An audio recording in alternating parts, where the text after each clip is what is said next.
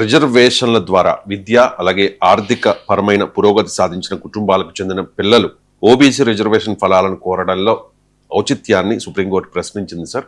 పరిస్థితులు ఇలాగే కొనసాగితే రిజర్వేషన్ల నుంచి ఎన్నటికీ బయటపడలేమని వ్యాఖ్యానించింది. తల్లిదండ్రులు ఇద్దరు కూడా ఐఏఎస్ అధికారులు అయితే వారి పిల్లలకు రిజర్వేషన్ ఎందుకు అంటూ సూటిగా ప్రశ్నించింది సార్. సుప్రీం లేవనెత్తిన ఈ సున్నితమైన అంశంపై మీ కామెంట్స్. అంటే ఆల్రెడీ క్రీమీ లేయర్ ఉంది మన దేశంలో. ఓబీసీలకు ఒక ఇన్కమ్ లిమిట్ దాటితే రిజర్వేషన్ ఉండవు. మీకు అది క్రీమీ లేయర్ అనే కాన్సెప్ట్ ఆల్రెడీ ఉంది. అసలు కేసు ఏంటి అంటే, కురుబాన్ని ఒక సామాజిక వర్గానికి చెందినటువంటి ఒక వ్యక్తి కర్ణాటక పవర్ ట్రాన్స్మిషన్ కార్పొరేషన్ ఎగ్జామ్కు రాసి సెలెక్ట్ అయ్యాడు. అతను బీసీ కోటాలో సెలెక్ట్ అయ్యాడు, ఓబీసీ కోటాలో. అది అయితే అతనికి బీసీ సర్టిఫికేట్ ఇవ్వటానికి అధికారులు నిరాకరించారు. ఎందుకంటే ఇద్దరు తల్లిదండ్రులు ఇద్దరు కూడా ప్రభుత్వ ఉద్యోగులు, వారి వార్షిక ఆదాయము 19 lakh.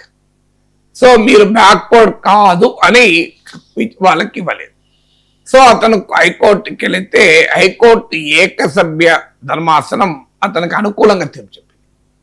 అది మళ్ళీ డివిజన్ బెంచ్కి వెళ్తే డివిజన్ బ్యాంక్ అతనికి వ్యతిరేకంగా తీర్పు చెప్పింది, కొట్టేసింది. అంటే సింగిల్ జడ్జ్ ఇచ్చినటువంటి తీర్పును కొట్టేసింది. ఇప్పుడు అతను సుప్రీంకోర్టు అప్రోచ్ చేశాడు. సుప్రీంకోర్టు ఒక ప్రిన్సిపల్ చెప్పింది ఏంటంటే, ఇది సోషల్ అండ్ ఎడ్యుకేషనల్ బ్యాక్వర్డ్నెస్ కు సంబంధించింది కదా. ఒక ఇద్దరు తల్లిదండ్రులు కూడా ఐఏఎస్ అధికారులు అయ్యాక where is social backwardness, where is economic backwardness, where is educational backwardness? ఇది ఫండమెంటల్ క్వశ్చన్.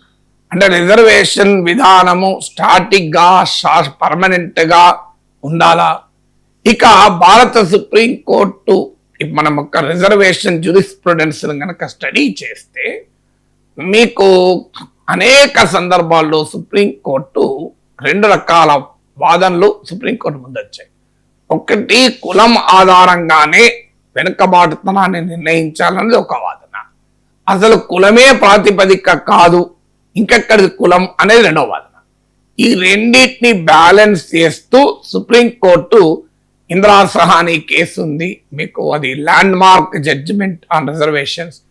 ఇలా అనేక కేసుల్లో ఫైనల్ గా సెటిల్డ్ జ్యుడిషియల్ ప్రిన్సిపల్ ఏంటంటే, caste may be the convenient starting point, but caste alone need not be the criteria for social and educational backwardness. అందుకే రాజ్యాంగంలో కూడా socially and educationally backward caste ఉంటుంది, class అని ఉంటుంది, కాస్ట్ అని ఉండదు. It is not caste based reservation, it is a class based reservation. అంటే మన దేశంలో కాస్ట్ క్లాస్ సిగ్నిఫికెంట్ గా ఓవర్లాప్ అవుతుంది, కానీ అదే సమయంలో సిగ్నిఫికెంట్ గా డిఫరెన్స్ కూడా అవుతాయి. అంటే significantly similar, significantly different also. అంటే మీకు ఉదాహరణకు శానిటేషన్ వర్కర్ల కాస్ట్ నేపథ్యం తీయండి, మీకు క్లియర్ గా వాళ్ళు సమాజంలో అణగారిన కులాల వాళ్ళే ఉంటారు. మున్సిపల్ స్వీపర్లను తీయండి, పని మనుషుల కులాలు తీయండి, మీరు చిన్న పనులు చేసుకుని బతికే వాళ్ళలో అత్యధికులు మార్జినలైజ్ కాస్ట్ నుంచి ఉంటారు. అంటే మన దేశంలో కాస్ట్ ఇస్ రియాలిటీ.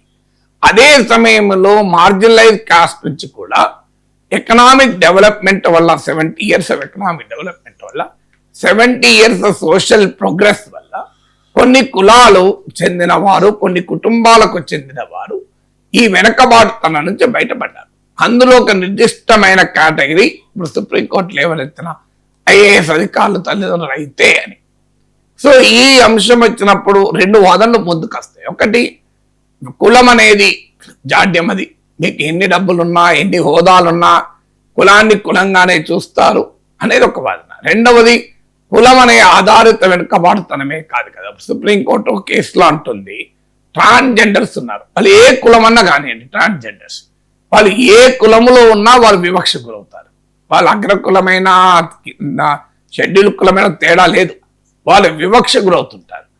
అలాగే మీకు మహిళలు ఏ కులమైనా కానీ అసమానతలు ఉన్నాయి, స్త్రీ పురుష అసమానతలు ఉన్నాయి. ఫిజికల్లీ ఛాలెంజ్డ్ పీపుల్ ఉంటారు, వాళ్ళు ఏ కులమన్నా కానివ్వండి వాళ్ళు ఇబ్బందులు పడతారు. అందువల్ల మనము కేవలము కులం అనే ఆధారంగానే that it self is an exhaustive criterion for reservation అంటే బ్యాక్వర్డ్నెస్, ఇతర రకాల బ్యాక్వర్డ్నెస్ తో బాధపడుతున్న వారు అన్యాయానికి గురవుతారు అన్నది సుప్రీంకోర్టు వాదన. సో అందువల్ల ఇండియన్ జూరిస్ప్రుడెన్స్ లో సెటిల్డ్ పొజిషన్ ఏంటంటే caste may be the convenient starting point, but caste alone cannot determine the backwardness. ఈ కాంటెక్స్ట్ లో క్రీమీ లేయర్ వచ్చింది. సో క్రీమీ లేయర్ వచ్చిన తర్వాత మీకు ఈ ప్రశ్న ఉత్పన్నమవుతుంది. అంటే ఇక్కడ రిజర్వేషన్లు వేరే వాళ్ళకి వెళ్ళడం లేదు. మనం గుర్తుంచుకోవాల్సింది ఏంటంటే సమాజంలో ఇప్పుడు ఒక ఐఏఎస్ అధికారి బిడ్డ, ఒక వాచ్మెన్ పనిచేసుకునే బీసీ బిడ్డ ఉన్నారు. ఇద్దరు ఒకే కులానికి చెందినవారు, కానీ ఇద్దరు పిల్లలు ఒకే స్థాయిలో చదువుకునే అవకాశం ఉంటుందా? ఒకే స్థాయిలో వివక్ష ఉంటుందా? సో మీకు ఎంత తేడా ఉంటుంది? ఒక కలెక్టర్ బీసీ బిడ్డ, ఒక వాచ్మెన్ బీసీ బిడ్డ, ఎంత తేడా ఉంటుంది? ఎక్కడో గ్రామంలో మీకు రజక వృత్తి చేసుకునేవారు, లేదా మీకు నాయి బ్రాహ్మణ వృత్తి చేసుకునే వాళ్ళు, లేదా చేపలు పట్టుకునే వృత్తి చేసుకునేవారు, వారు మీకు ఇక్కడ ఒక పారిశ్రామికవేత్త, ఇద్దరు పిల్లలు కూడా ఒకే రకమైన సామాజిక, ఆర్థిక, విద్యా రకమైన పరిస్థితుల్లో ఉంటారా? దీనివల్ల ఏమవుతుందంటే పరిమితమైన రిజర్వేషన్లు కూడా అపరిమితం కాదు. ఇలా రిజర్వేషన్లు ఉన్న వారికి కూడా అందరికీ అవకాశాలు వస్తలేవు కదా. 100 మంది ఉంటే అందులో కూడా 10 మందికే వస్తున్నాయి. మరి ఈ 10 మంది ఆ వెనుకబడిన వర్గాలలోనే అభివృద్ధి చెందిన వాళ్ళు ఉంటే వాళ్ళ వల్ల ఏమవుతుంది? కింది వాళ్ళు రారు. ఇప్పుడు ఒక పోస్టుకు ఊర్లో గ్రామాల నుంచి వచ్చిన ఒక రజక్కుని బిడ్డ ఉన్నారు, అదే గ్రామం నుంచి వచ్చిన ఒక మత్స్యకారుల బిడ్డ ఉన్నారు, అదే గ్రామం నుంచి వచ్చినటువంటి ఒక నాయి బ్రాహ్మణ బిడ్డ ఉన్నారు.